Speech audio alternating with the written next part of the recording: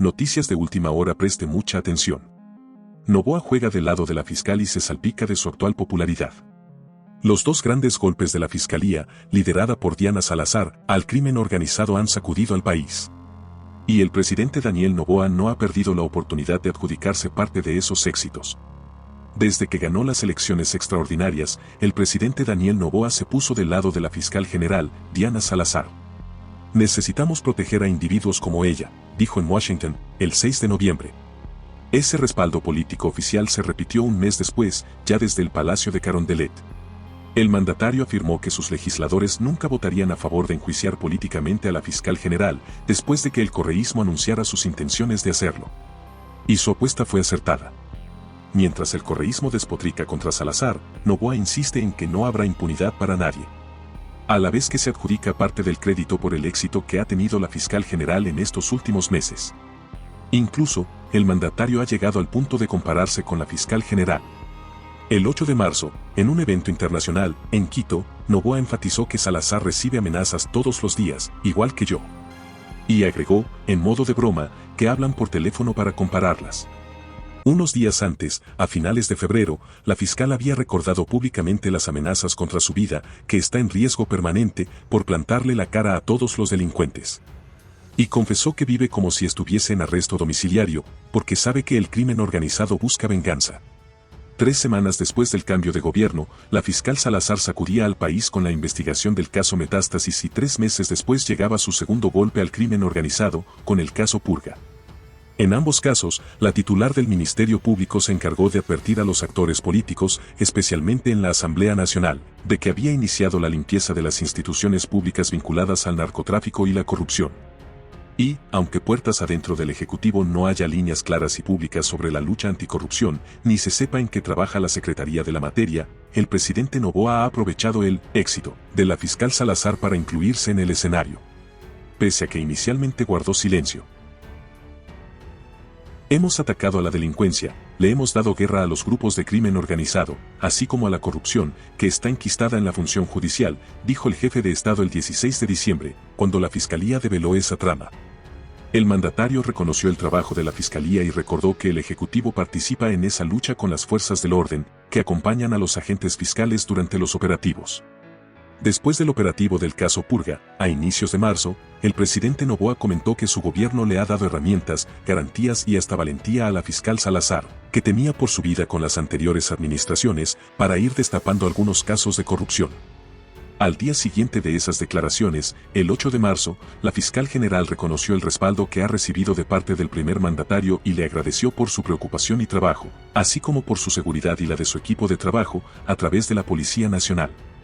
También, reconoció que el Ejecutivo ha emprendido una lucha contra el crimen organizado, por lo que se comprometió a llevar adelante un trabajo coordinado, garantizando la independencia de las funciones. Pero a la fiscal Salazar también envió un mensaje contundente, que su gestión ataca a las economías criminales, que las investigaciones no pueden ensuciarse con la política y que la ciudadanía debe evitar las distracciones de ese tipo. En más noticias. Cancillería afirma que Jorge Glass sigue en la Embajada de México. En los próximos días, una delegación diplomática de México vendrá a Ecuador para discutir temas bilaterales, pero no se confirmó que uno de estos asuntos sea el asilo a Jorge Glass. Desde el pasado diciembre de 2023, el exvicepresidente Jorge Glass habita la Embajada de México en Quito en calidad de huésped, tras la orden de la Fiscalía para retenerlo con fines de investigación en el caso Reconstrucción de Manabí. En este caso, la Fiscalía investiga un desvío de fondos destinados a la reconstrucción de zonas de Manabí devastadas por el terremoto de 2016, y en ese tiempo, Glass lideraba un comité a cargo de los recursos.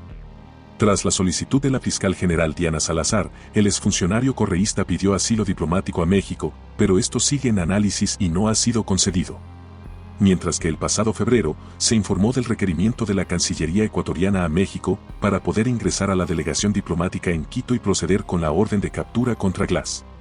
Esto último fue negado por el gobierno de Andrés Manuel López Obrador. Y este 12 de marzo de 2024 surgieron alertas en redes sociales sobre un supuesto intento de fuga del exvicepresidente de la Embajada Mexicana.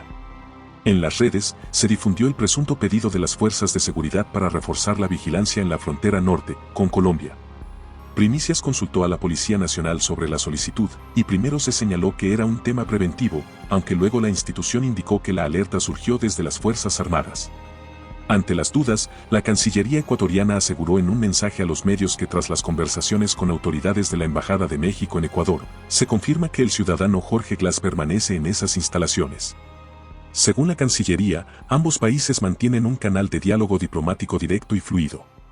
Además, se anunció que una delegación mexicana vendrá a Ecuador para tratar temas bilaterales, aunque no se confirmó que uno de estos sea el asilo o permanencia de Glass en la embajada. En más noticias. Interviene en compañía en Perú de la que habría salido arma usada en crimen de Fernando Villavicencio. Están esperando que la policía de Ecuador confirme los detalles y registro de esta arma para corroborar la hipótesis. Una operación de la policía de Perú y la fiscalía intervino una empresa que vendió un arma presuntamente usada en el asesinato del candidato presidencial de Ecuador Fernando Villavicencio, informaron este miércoles fuentes judiciales. La información que tiene la Fiscalía de Crimen Organizado, conjuntamente con nuestra Policía Nacional, es que una de esas armas que ha salido justamente de esta empresa habría sido utilizada en el asesinato del excandidato presidencial de Ecuador, explicó a medios el fiscal coordinador contra el crimen organizado, Jorge Chávez Cotrina. La madrugada de este miércoles la policía realizó un megaoperativo simultáneo en los departamentos de Lima y Piura, así como en los fronterizos Tumbes y Cajamarca, en el que fueron detenidos los 18 presuntos integrantes de la organización criminal denominada Los Abastecedores de Ventanilla y Callao. El fiscal explicó que empresas intervenidas en este operativo estaban legalmente constituidas, pero se valen de ello para importar armas que, más tarde, vendían a través de personas de bajos recursos que la banda captaba como prestanombres, con la finalidad de que tramitaran y obtuvieran la licencia de uso de armas de fuego en las diferentes modalidades legales. Las empresas proporcionaban la documentación y la capacitación necesarias para que estos puedan adquirir la licencia y una vez que tenían físicamente el arma hacían denuncias falsas de pérdida o robo, y es en este momento en el que ingresaban en el mercado negro.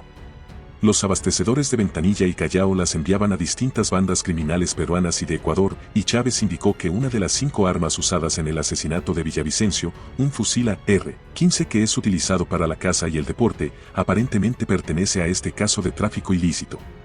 Aclaró que están esperando que la policía de Ecuador confirme los detalles y registro de esta arma para corroborar la hipótesis.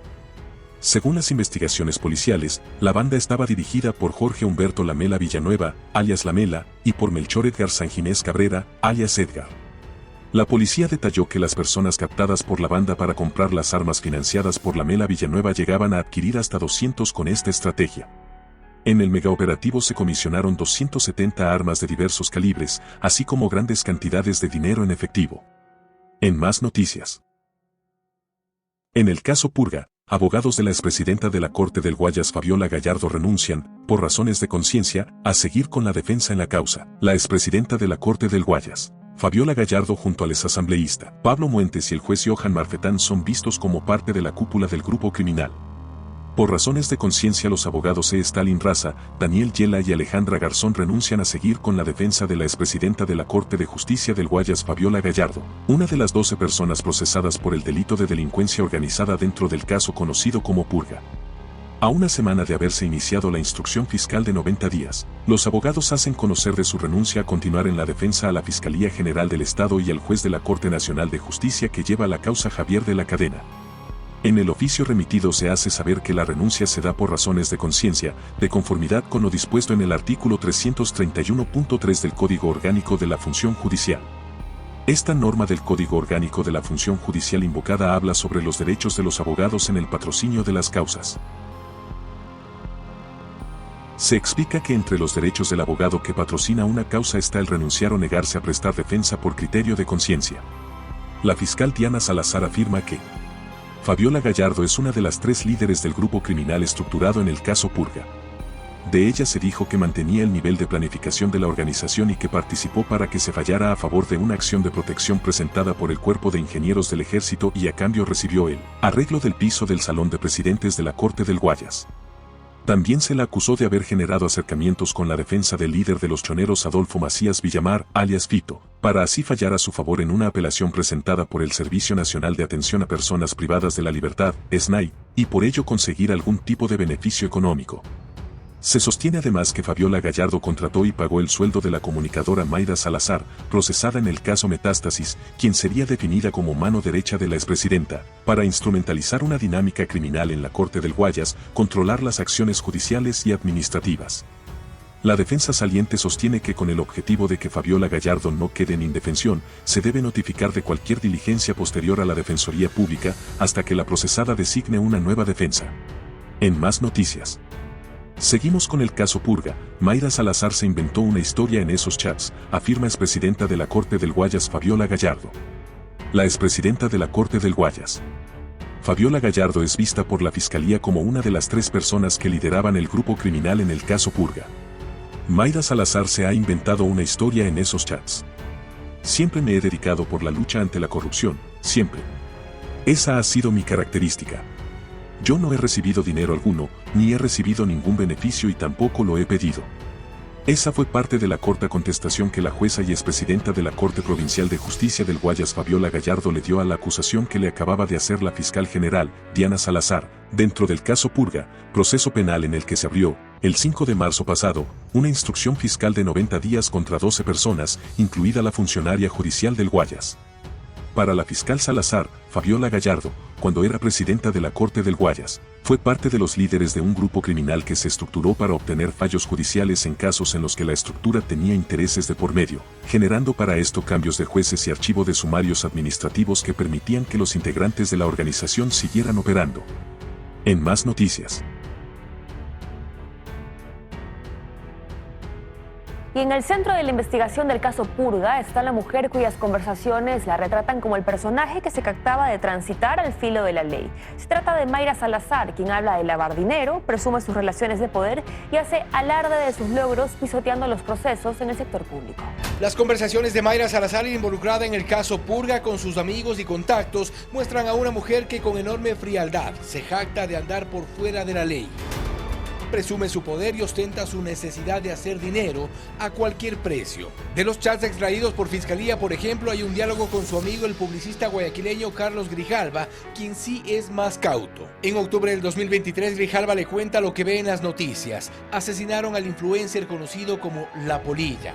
Lo mataron a Polilla. Yala. Dicen que lo mataron porque lavaba como tú. Bueno, maricón, nunca le dijiste a ese man para la casa, que me la compre. Ya gana Novoa y te la compro yo. Ya tengo amarrado todo, la señalética. Pero el amigo de Mayra le insiste en lo ocurrido en Esmeraldas con la muerte del influencer y humorista. ¿Por qué lo mataron a La Polilla?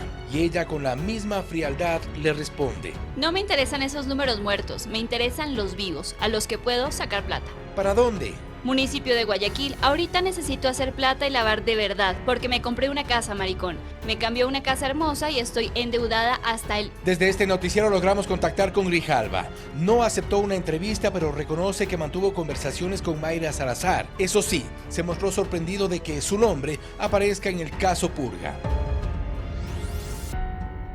Otro de los amigos con el que Mayra Salazar cuenta sus logros es Cristian Barberán. A él le comenta la ayuda que recibió de la exdirectora de la Judicatura en Guayas, Mercedes Villarreal, y le dice: sabe que Meche me llamó, se portó bien conmigo, me sacó el nombramiento, nadie me puede tocar. No tengo ni un mes legal y tengo nombramiento. Hay gente que tiene años esperando. Y más adelante reconoce que su ex jefa, la entonces presidenta de la Corte del Guayas y para quien había trabajado, Fabiola Gallardo, está molesta por el nombramiento. FG está molesta con el nombramiento y me dice, ¿y ahora qué va a hacer? Pero es un tema de picada porque no me quiere compartir. Lo cierto es que los chats de Salazar no tienen desperdicio. Sus amigos y contactos son a veces cautos, pero ella es clara en sus acciones. Se muestra elocuente con sus intenciones. Manejó poder, manejó dinero y quería más. El correísmo se valió de Mayra Salazar para gestionar la distribución de material electoral durante la última campaña. Conversaciones revelan que la exfuncionaria de la Judicatura colaboró con Ronnie Aliaga, mencionado por Leandro Norero, Javier Jordán como alias El Ruso. Ya en el expediente del caso Metástasis aparecen vínculos entre Leandro Norero y Javier Jordán, Mayra Salazar y Ronnie Aliaga. En julio de 2022, por ejemplo, Norero le explica a Jordán que Salazar es una amiga de la Corte y conversan, entre otros, de enviar a Aliaga como emisario. Ahora en las conversaciones del caso Purga se evidencia otra conexión entre Aliaga y Salazar, quien mientras trabajaba en la Corte Provincial del Guayas, Colaboraba con la campaña del correísmo en el contexto de las elecciones anticipadas, donde impulsaban la candidatura de Luisa González. Salazar sostuvo una conversación con Kelly López, entonces vicealcaldesa de Durán por la Revolución Ciudadana, quien por razones de seguridad renunció a su cargo en octubre de 2023. Hola Mayra, te saluda Kelly López. Me enviaron su contacto para que me ponga en comunicación con usted y poder reunirnos para coordinar el tema de la entrega de materiales de campaña, de parte de Ronnie Aliaga. Hola Kelly, un gusto, claro que sí. Mañana a 5:30 nos podemos reunir. Sí, claro, perfecto. La reunión se efectuó en un hotel de Guayaquil y ahí mismo se hizo más de una entrega. Muñeca, buen día. Hoy por favor para que vayan a retirar el material. 30.000 stickers más. Manda a una persona entre la 1 y las 2 a retirar al mismo punto. Mayrita Bella, buen día. Dale, perfecto, ya te mando unos chicos. En varias conversaciones reveladas en el caso Metástasis, Jordán y Norero dialogan sobre la coyuntura política. En más de una ocasión, Jordán se refiere no solo a su simpatía, sino también a sus supuestas conexiones con la dirigencia de ese movimiento político.